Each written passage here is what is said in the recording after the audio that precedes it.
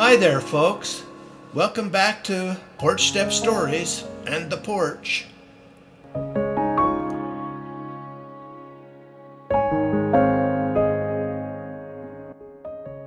In Chapter 4, we join Ben on what begins as an ordinary Sunday morning, although he isn't feeling his best. He prepares for church and enjoys the familiar teasing and companionship of the people he loves. But you know what? Beneath these quiet moments, something is approaching. Something that will forever change Ben's life. So, settle in, get comfortable, bring your popcorn, and join me for Chapter 4 of Journey into Darkness, The Gathering Storm.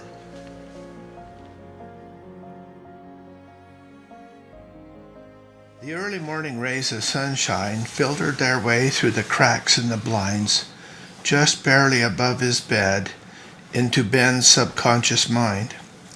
He could feel as well as see through blurry eyes a particularly annoying ray of sunshine bouncing off the silver-framed picture of his papa, which was in a particularly prominent spot on his dresser.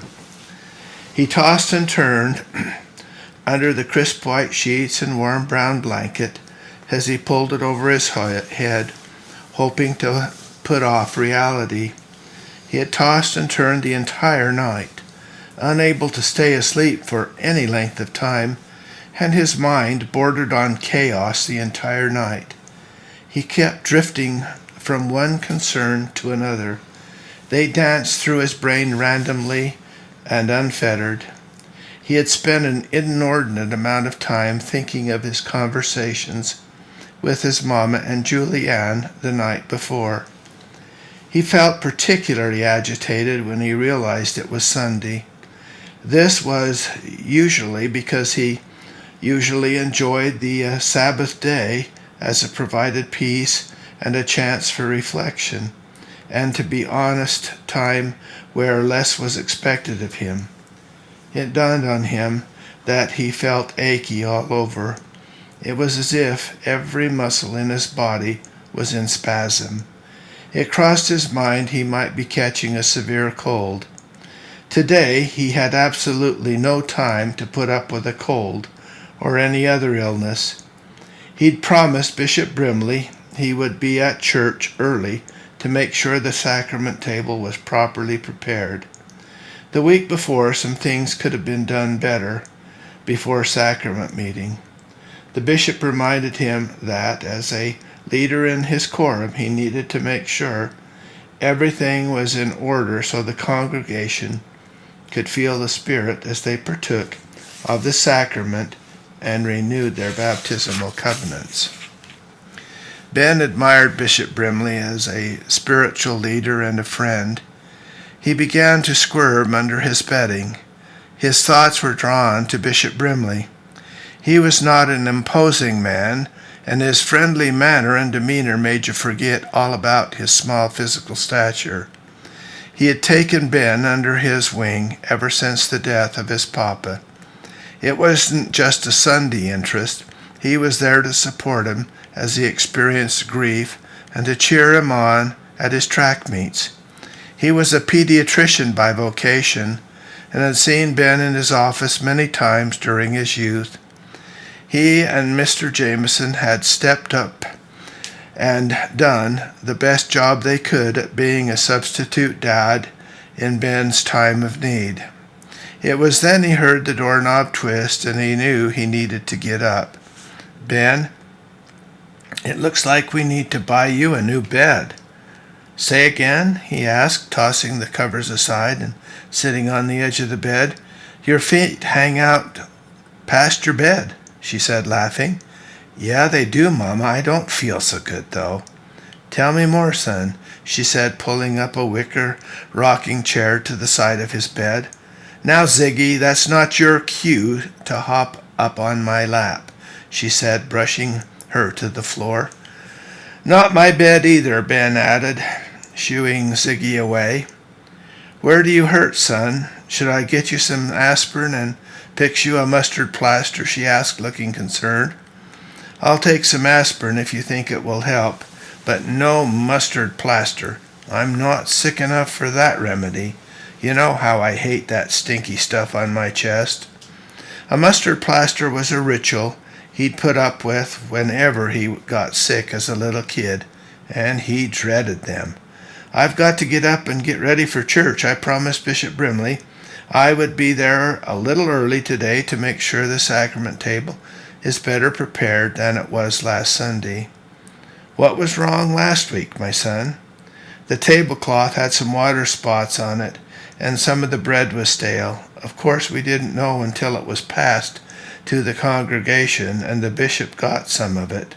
He reminded me we should check ahead of time and make sure we have a clean tablecloth and a fresh piece of bread before the sacrament is prepared and passed to the congregation."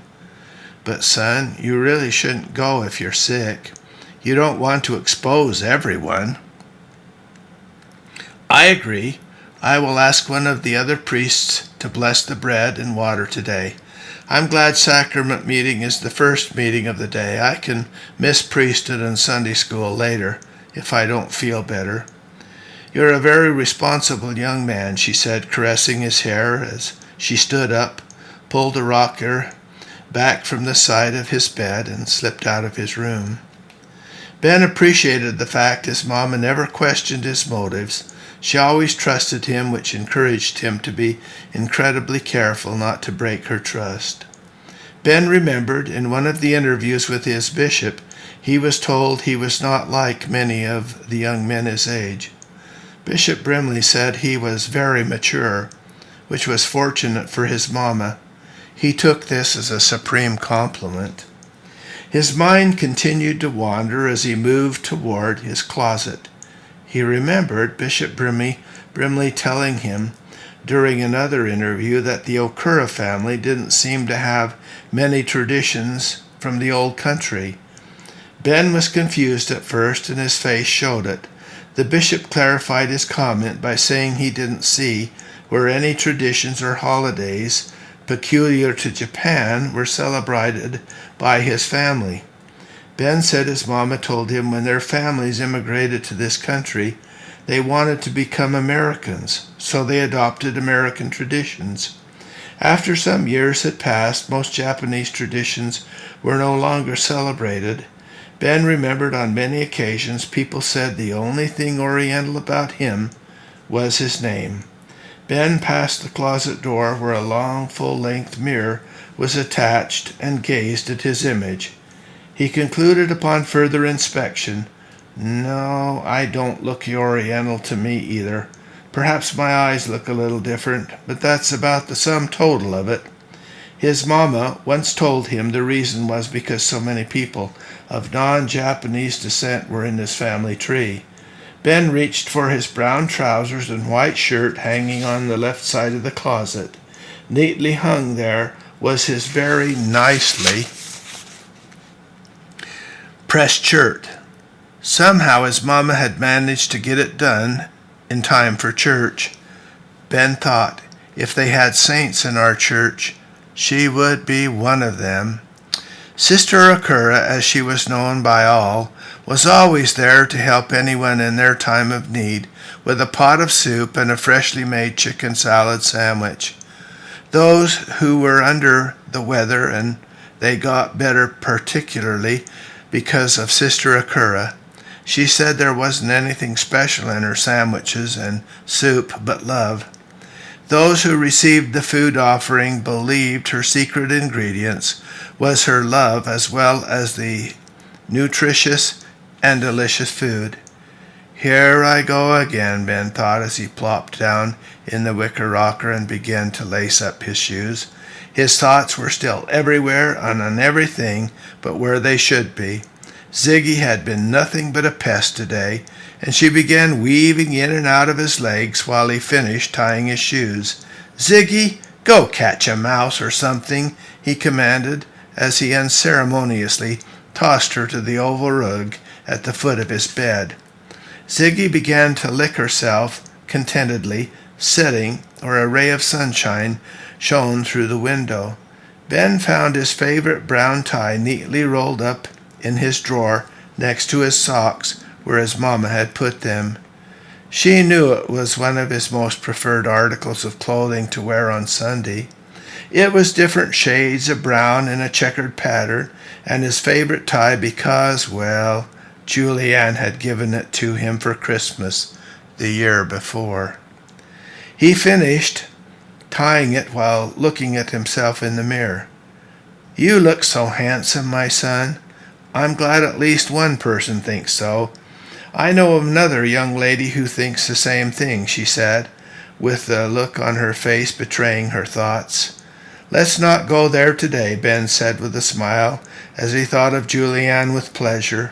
"You know, Mama, sometimes you're a real tease." "You look so handsome I could just hug you," she said as she approached Ben from behind and gave him a gentle squeeze. "Mama, you'll always be my favorite girl," Ben said as he turned, put his hands on her shoulders, and gazed lovingly at the speckled gray-haired lady who stood a foot shorter than him. "Mama, don't get all misty-eyed on me. You look a little pale to me, son.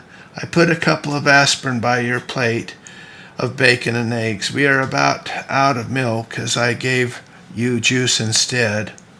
"Thanks a lot, Mama. I hope I can eat before Brent comes knocking at her door." "Never mind, because he's already here. I set him down with some cookies and milk. He seems quite content. You know he'll stay as long as there are cookies and milk, right?" "Shh! Before you go downstairs, come here for just a moment," she said, motioning for him to sit down. Ben listened to his mamma as she whispered, Brent doesn't look very well today. I thought I should perhaps warn you before you go downstairs." "Thanks, Mama. I think Bishop Brimley knows something, but he's not talking either. Do you know what bothers me most? I love him like a brother, and I know he feels the same way about me. What I can't figure out is why he won't confide in me. There's nothing to be ashamed of if you're real ill. I have first-hand experience because your papa was ill before he passed away." "Oh, I'm so sorry," she said, noticing the expression on Ben's face. "I didn't mean for it to come out that way," but she was cut off by Ben before she could finish. "I know what you're trying to say, Mama. I think whatever it is, he will eventually talk to me when he's ready. I'm just guessing, but I think he doesn't want us to worry about him." "Perhaps you're right," she whispered. "I hadn't thought others might be concerned for us, because we are still grieving over our loss. Our spiritual beliefs are a comfort to us, but our loss is real, and, well, we will always miss your papa.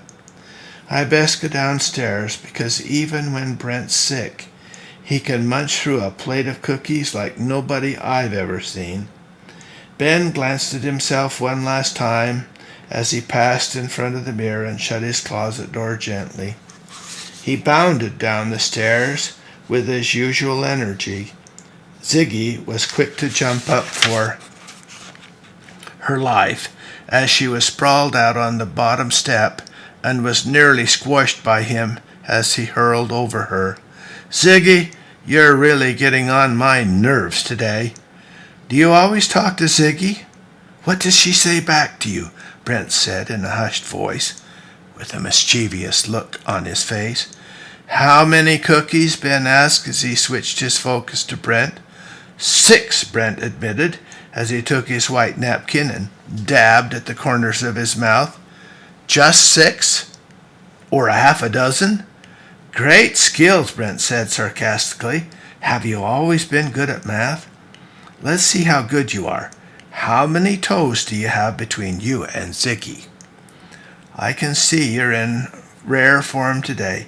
You can go back to eating the rest of your cookie while I shovel these aspirin eggs and bacon down my throat." "What are the pills for?" Brent asked. Oh dear, I woke up this morning feeling achy and with chills. I think I'm getting a cold at a very inopportune time. I must be in shape for the closing meet of the season next week. Also, I promised Bishop Brimley I'd get there early today and make sure we have things set up properly for sacrament meeting. Yes, I remember, but the stale bread wasn't our fault. He wasn't placing any blame on us. He just wants to make sure it doesn't happen again. I know it's not your turn this week, Brent, to take part in the blessing of the sacrament, but would you take my place today? Mom is concerned I might spread germs to others if I touch the bread. I don't think I'll go to the other meeting later today. I'll probably just come home and go to bed. Can I do anything else to help you?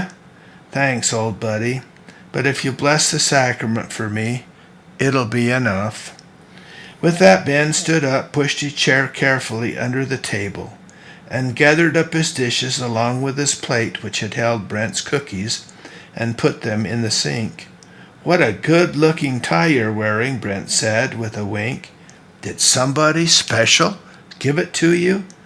Sure she did, Ben said, glancing out the corner of his eye, noticing the smirk on Brent's face. He started feeling more relaxed with Brent's casual demeanor. He saw what his mama had noticed. Brent looked a bit on the gray side today. However, it was evident he was feeling jovial despite it. This is a good sign. Here, Ziggy, come and get it, Ben called as he opened the refrigerator door and poured the remaining milk into her dish while she waited impatiently. She wiggled in delight as she strolled in and out between Ben's legs with an audible purr to show her appreciation. I'll see you at church, Mama, Ben said as he turned and waved to her standing at the top of the stairs. I love you. Thanks for the cookies, Mrs. Zakura. I love you both, and you're welcome, she said as she watched the two boys leave for church. They walked a short distance to the white picket gate when Ben glanced back at his home. It was the only home he had ever known. It was a simple 2-story with white shakes, but held an abundance of love and gleamed in the morning sun. Ben thought, I'm glad we painted our shutters the deep red burgundy color before Papa died. Well, it was one of his favorite colors. The shutters had been a rather faded, dull gray before he painted them last summer. His papa had mentioned not long before his passing that the house needed a little sprucing up here and there. Ben felt bad he'd not been able to accomplish everything before his beloved papa had passed away. He had, however, completed painting the shutters before he passed on. His papa had mentioned how cheery the pleasant color made him feel.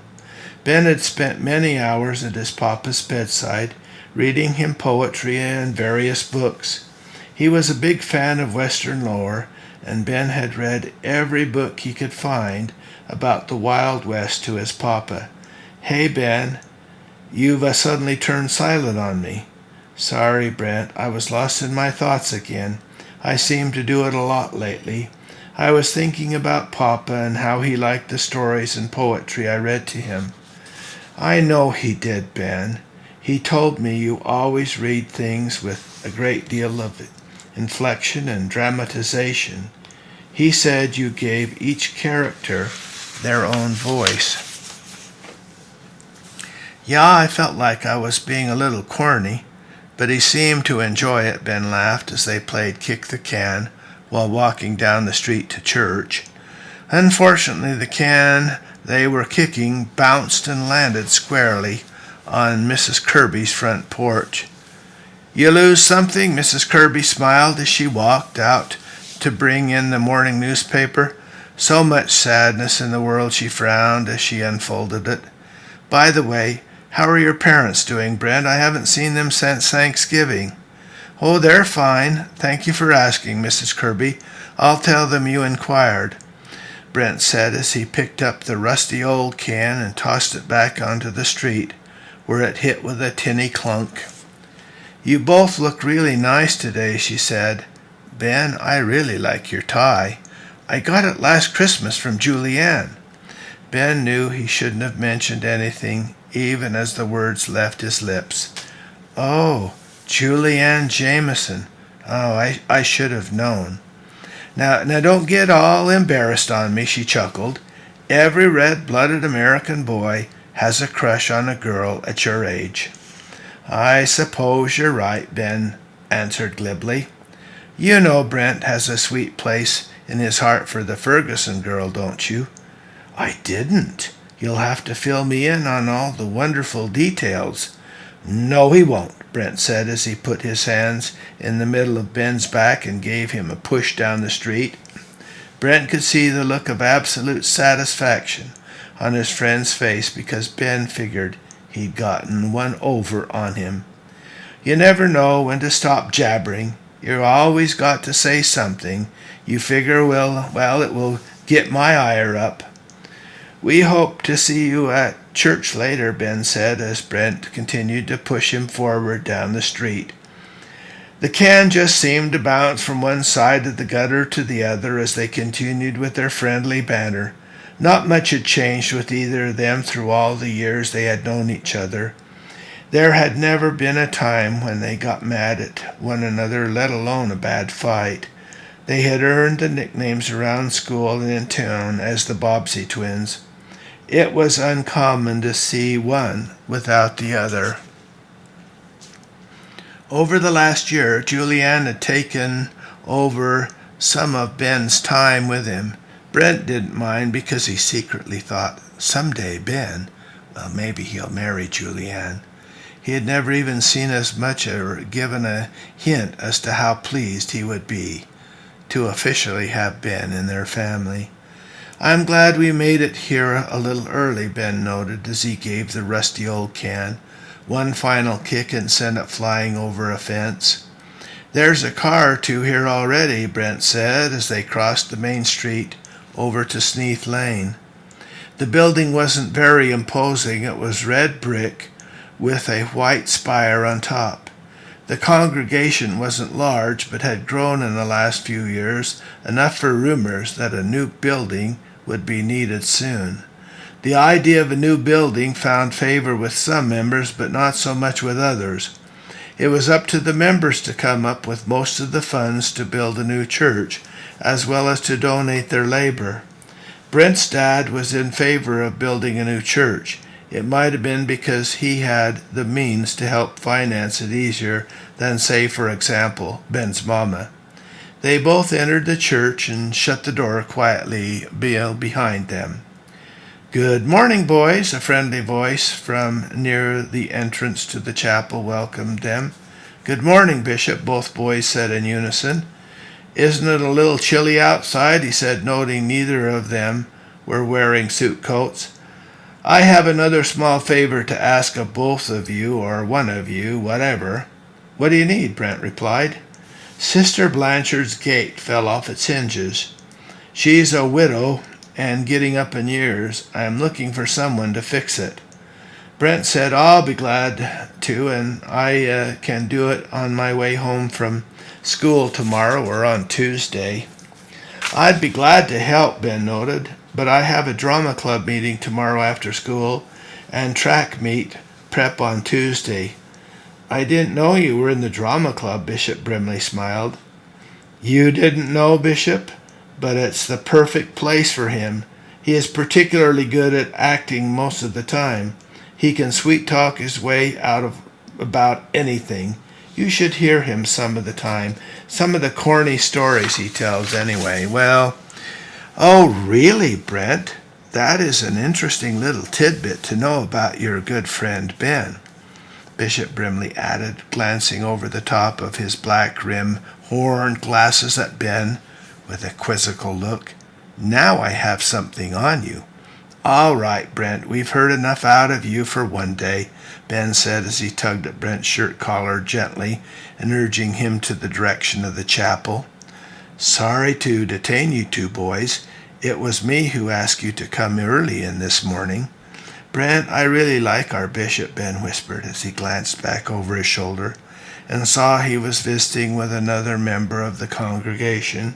He genuinely seems to like all of us kids, Ben said right before he quickly covered his mouth for what turned out to be a very loud sneeze. Bless you, Mrs. Crosby said, as Ben turned the corner into the chapel and nearly ran her down. Actually, she was the blessed one. You nearly plowed the poor lady down. It could have been her last Sunday on earth, Brent chortled. I did not, Brent. Boy, you are on one today. You've been picking on me ever since you got to my house this morning. Ben secretly thought, it's really good to see him, albeit in a pesky but happier mood today. He'd take any amount of guff from him just to see Brent act more like he used to, even though Brent had agreed with his mama's evaluation that he looked a little gray today. It was good to see he was capable of battling what appeared to be depression. Ben felt a gentle tap on his shoulder and turned to see Julianne squarely behind him. So, what are you doing here? I'm a member of the congregation, Julianne remarked, with a sparkle in her eyes. Yeah, Ben, meet Julianne Jameson. She's a member of our flock. He's really a clown today, Ben responded, giving Brent a good-natured punch to his arm. I know, he was giving Mom a bad time this morning before he left for your house, Julianne was quick to note as she stepped closer to Ben and reached up to straighten his tie. Nice tie, Mrs. Crosby added as she brushed past, having recovered nicely from her near collision with Ben only moments earlier. Watch, Ben whispered. She's going to turn around and ask me if someone special gave it to me. You just watch, and I guarantee that's what she'll say. She won't, but I will, Sister Brimley chuckled, overhearing their whispered conversation. So, did somebody special give it to you? She reiterated with a silly grin on an ordinarily pious face. I am the special somebody who gave it to him, Julianne laughed softly. It became evident to all three of them that Sister Brimley had hit a nerve. Ben was starting to twitch as Julianne finished straightening and smoothing his tie and gave it a gentle pat. His red face was in stark contrast to his nicely pressed white shirt. Now see what you've done, Brent continued with one verbal jab after another. Julianne, please give your brother to your parents and have them take him home right after church, Ben said sarcastically. Come on, let's get the sacrament table fixed properly like Bishop Brimley asked. It didn't take Julianne long to find someone else to chat with as she sat in the last pew, whispering to Ann Mayer. They both had smiles on their faces and were looking straight at Ben standing near the sacrament table. Ben thought they don't leave much to the imagination as to who and what they are talking about. He was glad when the meeting started because he was weary of being the subject of conversation since he'd arrived at church today. The bread tastes all right to me, Brent said as he sampled a piece of it from the loaf provided for the sacrament. It was also apparent somebody had taken home the white tablecloth which had covered the sacrament table last week because the stains had been removed and it was newly washed and ironed. It looked as though everything was coming together as the bishop had requested. It made Ben happy even though he was becoming more ill by the moment. It was about time for sacrament meeting to start, and Ben was aware his mom was sitting next to Mr. and Mrs. Jameson and Julianne. He thought as he looked at his mama, she is wearing the same blue and white polka dot dress she wears almost every Sunday. I wish she had a new dress more than I want a new mattress. She is always sacrificing her needs for mine. I overgrew my mattress some time ago, but I'll be good with it for a while longer if she'll only buy herself a new church dress. He glanced back at the white clock with the bold black lettering on the back wall and noted it was 8:58 a.m. In 1 hour and 2 minutes, or 62 minutes, Ben's world would change forever. A beautiful white glow was coming through the chapel window and pooled itself on the floor just below the podium. It seemed to lend a spiritual feeling to the meeting, which was about to begin. It was nearly half over before Ben realized the passing of the sacrament had gone off beautifully. He did manage to pay attention to the speaker, who had been given the topic of forgiveness. Ben again glanced at the clock on the wall. It was now 9:30 a.m. He would soon gain a much greater appreciation for the relevancy of today's talk. Brent and the others had blessed or passed the sacrament, who now were invited by the bishop to stay in their places today, and instead of joining their families in the congregation, which was the custom. The bishop hadn't given any reason for doing so, and nobody thought much about it, but did as Bishop Brimley requested. Ben caught himself staring at Julianne in her beautiful burgundy dress, white shoes, and long curly brown hair. Now it dawned on him that she had been staring back at him with a warm and inviting smile. Both had spoken volumes without ever saying a word.